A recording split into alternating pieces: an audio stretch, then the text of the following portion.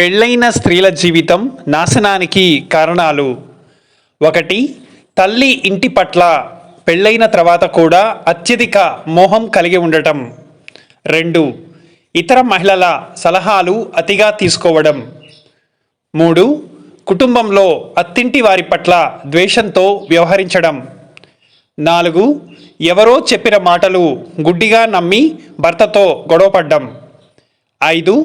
భర్తపై చిన్న చిన్న విషయాల్లో కూడా అనుమానం కలిగి ఉండడం. 6. భర్తపై ఏమాత్రం గౌరవం లేక తల్లి ఇంటి వారితో భర్త గురించి చెడుగా మాట్లాడటం.